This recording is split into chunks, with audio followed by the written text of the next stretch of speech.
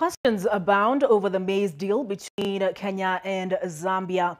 Agricultural experts argue that the deal, though shrouded in mystery, is unrealistic. On the other hand, farmers view it as a betrayal from the government, arguing that the move is meant to paralyze their farming. With more, as promised, is Brian Obuya.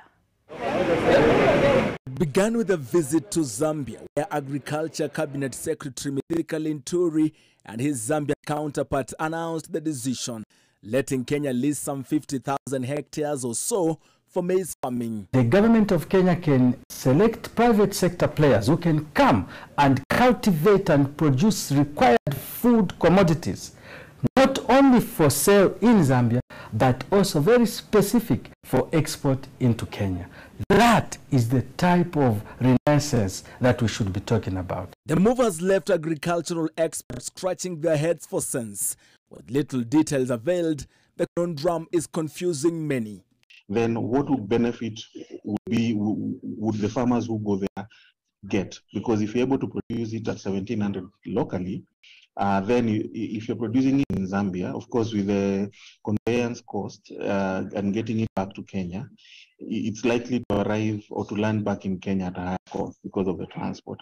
So how does that affect the local market? Dr. Njagi further argues that with more experience in farming, Kenya may be banking on Zambia's high level of productivity to help in sealing the food security loopholes. Yes, the government has tried to distribute subsidized fertilizer. Unfortunately, much of it is arriving to farmers late. But for those farmers who are not able to access the subsidy fertilizer, for example, the price of fertilizer is quite high. You're talking about DAP going for about 6,500. So although we may end up getting maize, it doesn't necessarily mean that that maize is going to be cheap. However, the government's decision is troubled by the ongoing crisis in Zambia.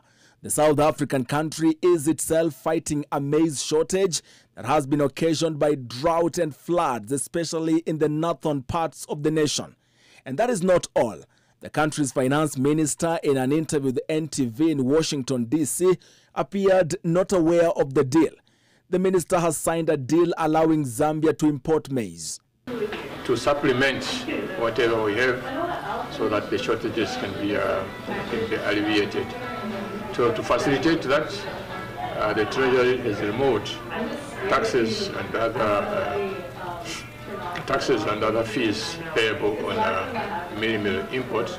In Uasin Gishu County, which is a part of Kenya's food basket, the deal has been met with anger and disappointment. Farmers, young and old, are reading malice in the deal.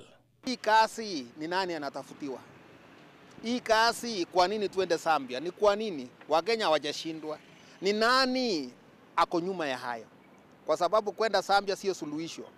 Ni kama saa ile kwako kumeshika moto na unalikimbia kwa jirani kumwaga maji na unawaja kwako na vitu inaungua. So Bwana Waziri wa Agriculture, sisi tukiwa wakulima tunakuomba, hii ni kutafutia Kenya chakula ama ni kutafutia mtu kazi? Hii ni biashara ya mtu, hawa ni makatels, wanataka kuharibu biashara wanataka kuharibu wakulima kwa sababu hao wataflood. Hii nchi wataflood mahindi ijaye hapa Kenya sana. Of which sisi kama wakulima tunakemea na tunakataa, na serikali ijue hatutakubali hiyo maneno. Kwa sababu serikali ile kitu ambayo ingefikiria number one ni increase what we call production per acre. Na kuna njia mingi tunaweza fanya hivyo. Tukuze wakulima wetu wadogo ndio waweze kufika kwa kiwango ya large scale. Agriculture is the backbone to our country's economy, and once we decide to do that, literally means that we are eloping what we have in the country to some other country.